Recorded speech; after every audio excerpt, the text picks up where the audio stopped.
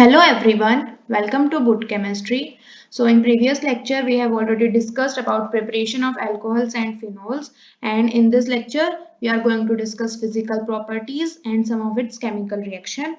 But before we proceed, let's have a quick recap by solving these question. तो हमें equation करना है, इसके अंदर क्या करना है? We have to convert methanol into these alcohol. So question is, show how are the following alcohols can be prepared by reaction of a suitable Grignard reagent on methanol. तो इसका मतलब आपको methanol से start करना है. What is methanol? Smallest aldehyde, यानी कि क्या फॉर्मूला होगा? HCHO. ये लीजिए, ये है अपना कार्बोनिल ग्रुप, और अगर दोनों ही साइड हाइड्रोजन लग जाए तो इस कंपाउंड को हम बोलते हैं मीथेनॉल. तो मीथेनॉल से हमें ये वाला अल्कोहल बनाना है. कैसे बना सकते हैं? देखिए, जनरल रिएक्शन हमें पता है, कोई भी कार्बोनिल ग्रुप है, इसकी जब आप ग्रिग्नार्ड रिएजेंट के साथ रिएक्शन कराते हैं फॉलोड बाय हाइड्रोलिसिस, तो क्या हो जाता है? यहाँ पर ये जो R ग्रुप है ये इस कार्बन के ऊपर आके अटैच हो जाता है. ये मैं जनरल बता रही हूँ, और इस ऑक्सीजन के ऊपर H आ जाता है. यही होता है हमारी रिएक्शन के अंदर, और इस तरीके से हमें अल्कोहल्स मिलता है. और हमें ये भी पता है कि अगर आप मिथेनॉल से स्टार्ट करते हैं, you will always get primary alcohol, और अगर आपने कोई और एल्डिहाइड ले लिया other than methanol, then we will get secondary alcohol. तो आप पहले मुझे ये बताएंगे कि what is the degree of carbon which is attached to our functional group. Functional group OH है, और इससे जो कार्बन अटैच है, कितने कार्बन एटम से अटैच है?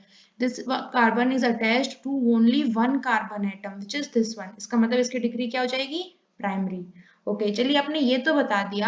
अब आप मुझे ये बताएंगे कि जो R ग्रुप है, यहाँ पर हम क्या ले जिससे कि हमें ये वाला प्रोडक्ट मिले. तो हमारे लिए ये CH2OH, तो आप देख सकते हो यहाँ पे H है, यहाँ पे H है, तो CH2OH तो हमें हर कंपाउंड में मिलेगा. एक्चुअल में हम कौन सा ग्रिग्नार्ड रिएजेंट यूज करें टू फॉलो दिस कन्वर्जन? तो हमें R की तो वैल्यू चाहिए, और R क्या है? जो बचा हुआ पार्ट है, this one is R, right. तो इसका मतलब हमें कौन सा ग्रिग्नार्ड रिएजेंट यूज करना पड़ेगा? ये हमें आइसोप्रोपाइल ग्रुप नजर आ रहा है ना? तो कौन सा ग्रिग्नार्ड रिएजेंट यूज करें? CH3 CH CH3, और इस कार्बन को हम अटैच कर देंगे MgX से. अगर आप ये वाला ग्रिग्नार्ड रिएजेंट यूज करेंगे और इसकी रिएक्शन अगर आप कराते हैं यहाँ पर फॉर्मेल्डिहाइड से या फिर मीथेनॉल से, तो हमें अपना ये डिजायर्ड प्रोडक्ट मिल जाएगा. ठीक है, फर्स्ट स्टेप के अंदर क्या होगा? सेम आप मैकेनिज्म फॉलो करेंगे, उसमें तो कोई प्रॉब्लम है नहीं. ऑक्सीजन के पास पहले चला जाएगा MgX या Cl लगा लीजिए, चलो.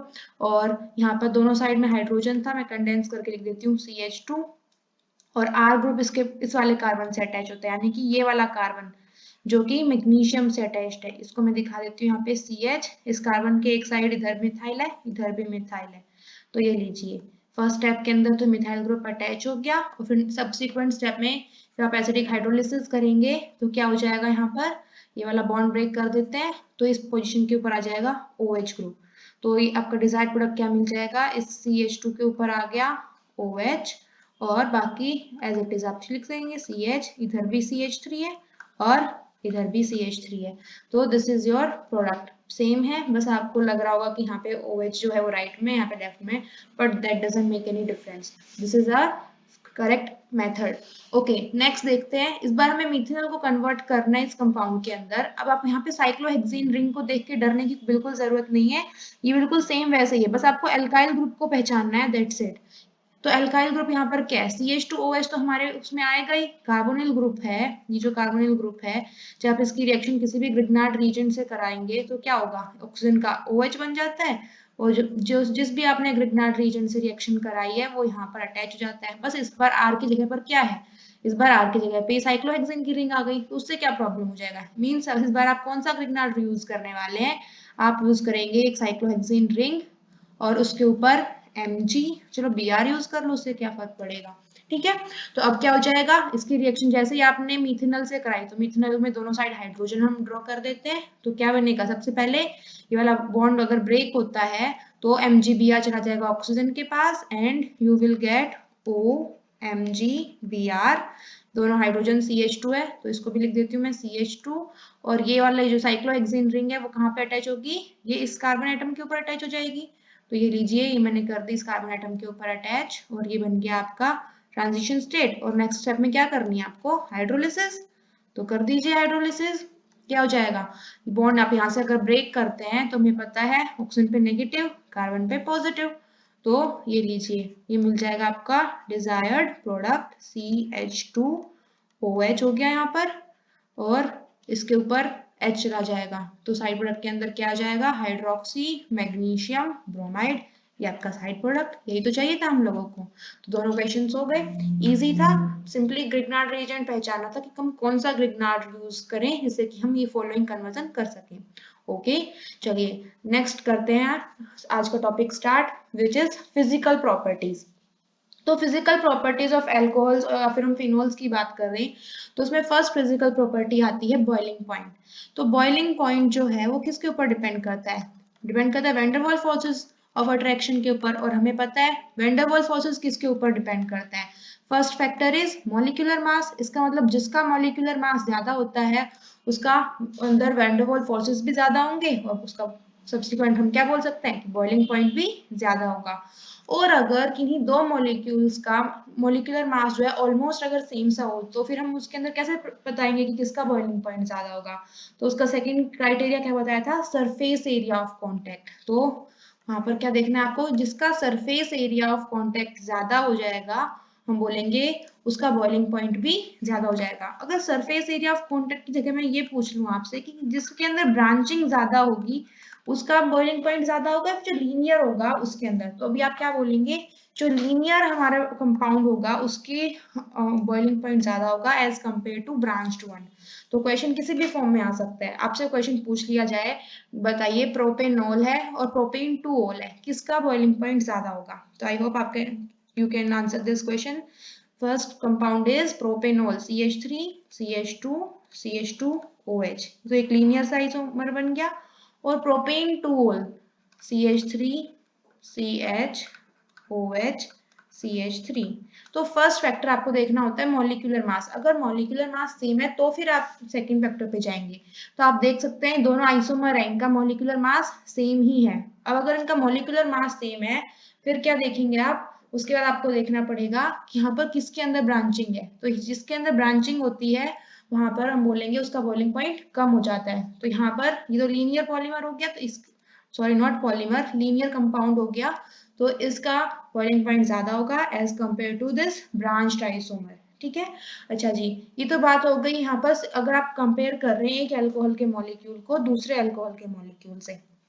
अगर आपसे पूछ लिया जाए दो अलग अलग फंक्शनल ग्रुप है, एक है आपके पास हाइड्रोकार्बन और दूसरा है आपके पास अल्कोहल, तो एक सिंपल हाइड्रोकार्बन और अल्कोहल में से किसका बॉइलिंग पॉइंट ज्यादा होगा, हाइड्रोकार्बन यानी किस कार्बन और हाइड्रोजन का कंपाउंड है CX और HY लिख देती हूँ मैं, और अल्कोहल, अल्कोहल के लिए मैं लिख देती हूँ CX, H कितना हो जाएगा फिर 2X+1 और यहाँ पर OH।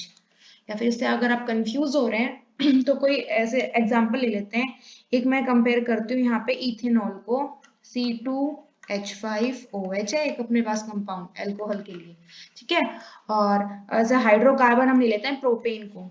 अब आप बोलेंगे कि मैम इसके अंदर तो कार्बन का अमाउंट ही आपने इंक्रीज कर दिया, ऐसा मैंने क्यों किया, क्योंकि ताकि इनका जो मॉलिक्यूलर मास है वो ऑलमोस्ट कंपेरेबल हो जाए। अब इन दोनों का मॉलिक्यूलर मास जो है ऑलमोस्ट कंपेरेबल हो गया है। यहाँ पर अगर आप इसका कंपेयर करें, इथेनॉल का मॉलिक्यूलर मास 46 है, प्रोपेन का मॉलिक्यूलर मास 44 है, मींस अप्रोक्सीमेटली सेम, ऑल्दो मुझे पता है दो का डिफरेंस है फिर भी। तो आपसे अगर ये पूछ लिया जाए कि बताइए इन दोनों के अंदर किसका बॉइलिंग पॉइंट ज्यादा होगा, तो आप यहाँ पे सिंपली मॉलिक्यूलर मास पे नहीं जाएंगे, अब आपको देखना पड़ेगा इन अल्कोहल, एक अल्कोहल का मॉलिक्यूल है और दूसरे अल्कोहल के मॉलिक्यूल के बीच में कौन से फोर्सेस ऑफ अट्रैक्शन होती हैं, और एल्केन का मॉलिक्यूल है वो दूसरे एल्केन के मॉलिक्यूल है उनके बीच में कौन सी इंटरेक्शंस होती हैं। तो एक अल्कोहल और दूसरे अल्कोहल के बीच में एक स्पेशल टाइप ऑफ बॉन्डिंग होती है जिसको हम क्या बोलते हैं, हाइड्रोजन बॉन्ड।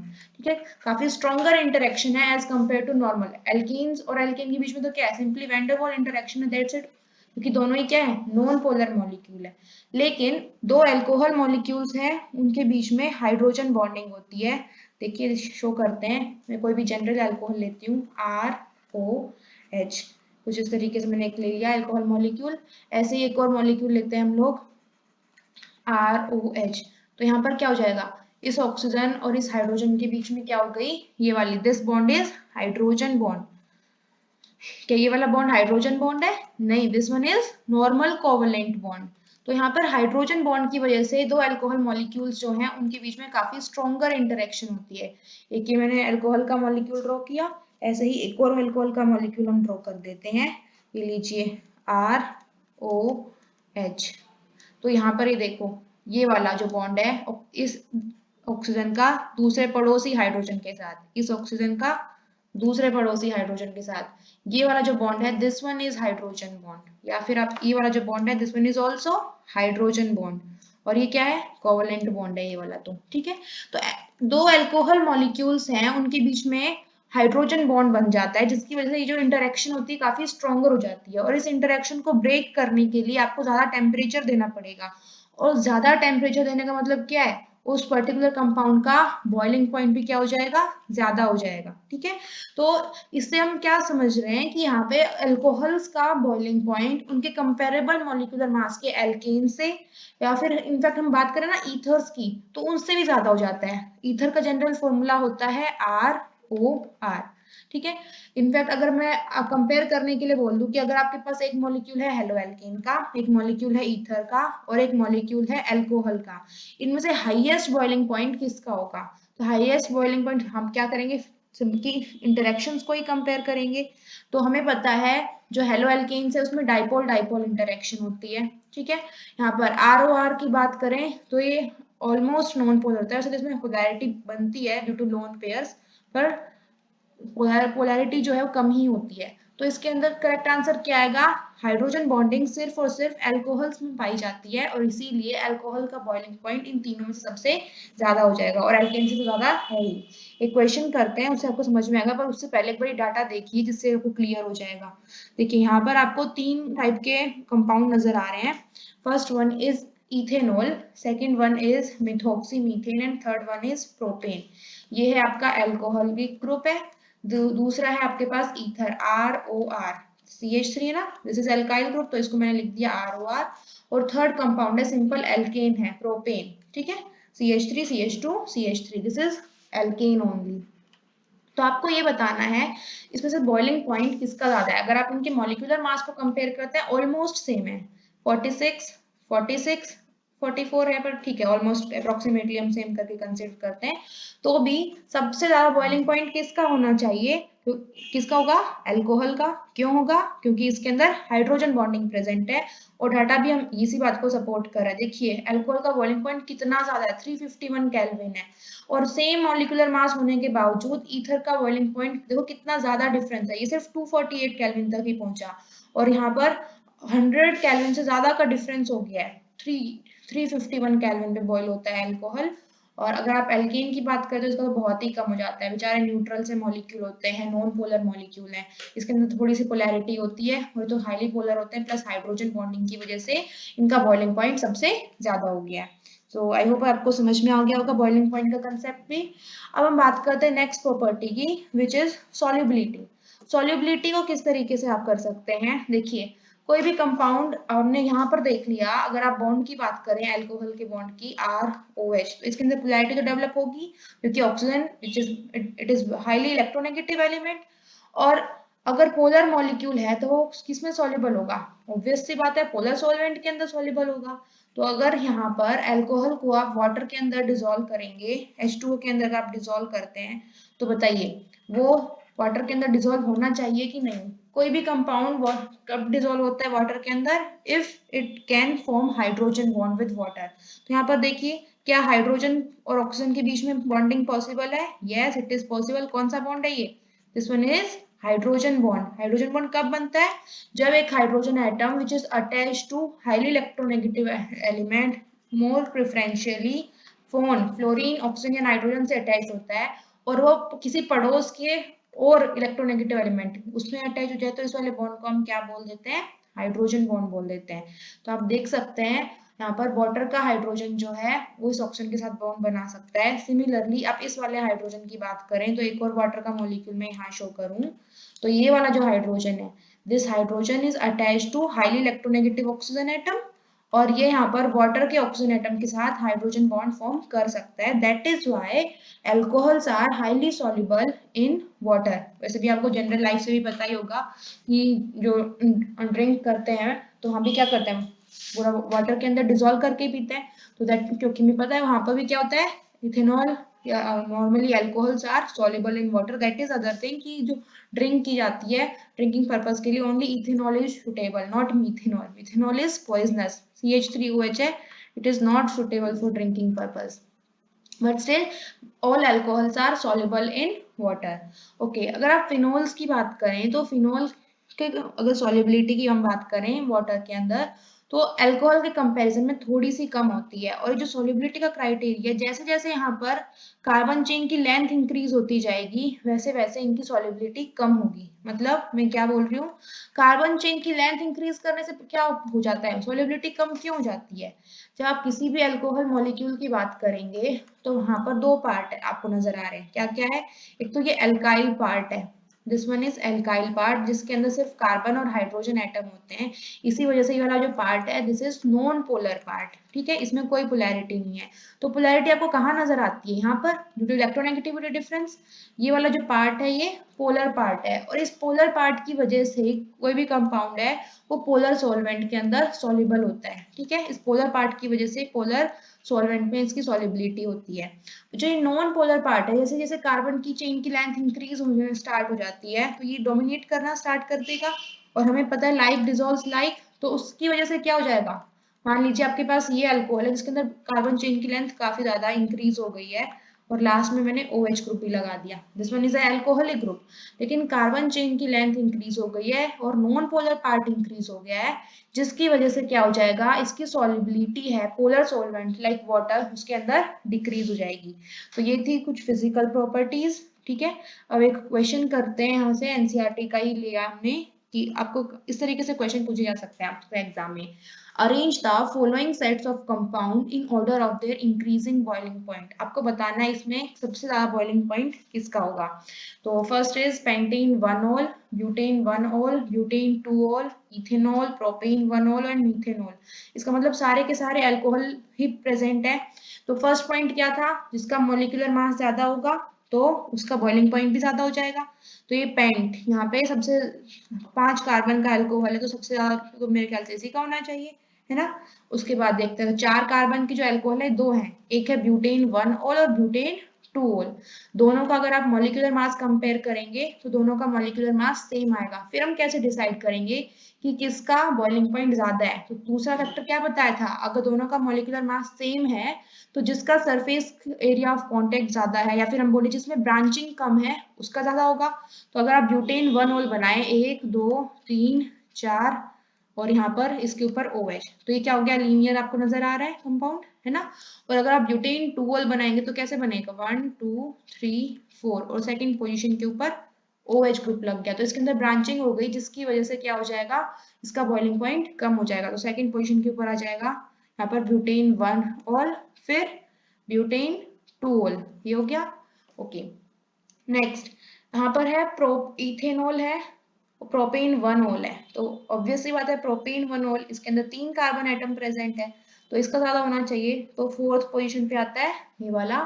फिर इथेनॉल और मीथेनॉल में से किसका ज्यादा होगा, इथेनॉल का मॉलिक्यूलर मास ज्यादा है, यहाँ 2 कार्बन है यहाँ पे सिंगल कार्बन है तो फिफ्थ पे आया इथेनॉल और सिक्स्थ पे आ गया मीथेनॉल. तो इस तरीके से आप सॉल्व कर सकते हैं. ओके, नेक्स्ट कंपाउंड की बात करें हम तो यहाँ पर है पेंटेन 1 ऑल, ये तो है अपना एल्कोहल. फिर है एन ब्यूटेन, एल्केन है. उसके बाद एल्डिहाइड है. फिर लास्ट में क्या है आपके पास, ईथर है. तो अब यहाँ पे हमें ये तो पता चल गया अल्कोहल है इसके अंदर हाइड्रोजन बॉन्डिंग प्रेजेंट होती है तो सबसे ज्यादा तो इसी का हो जाएगा, है ना. सबसे ज्यादा बॉइलिंग पॉइंट हो गया अल्कोहल का. अल्कोहल के बाद आता है एल्डिहाइड, ये हम नेक्स्ट चैप्टर में भी करेंगे थोड़ा सा. लेकिन एल्डिहाइड के अंदर कार्बन और ऑक्सीजन के बीच में डबल बॉन्ड होता है, यहाँ पर पोलैरिटी ज्यादा होती है. ठीक है, थोड़ा सा डिटेल में नेक्स्ट चैप्टर में करते हैं. फॉर द टाइम बीइंग मैं बता देती हूँ, यहाँ से सेकंड पे आ जाएगा एल्डिहाइड.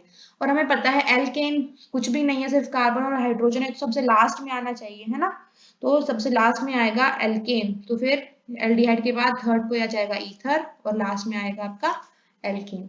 ठीक है, तो this are the correct answer. Question अगर एग्जाम में पूछा जाएगा तो मैंने यहाँ पे नंबरिंग की है कि सबसे ज्यादा किसका होगा. एग्जाम में पूछा जाएगा इंक्रीजिंग ऑर्डर तो आपको यहाँ पे जो वैसे आंसर दिया हुआ है कुछ इस तरीके से ही लिखना है. यहाँ पर सबसे पहले मिथेनॉल देन इथेनॉल, ये इंक्रीजिंग ऑर्डर के अंदर दिया हुआ है तो इस तरीके से आप आंसर करेंगे क्वेश्चन को. ठीक है, तो आई थिंक आज के लिए इतना काफी है. Thank you so much.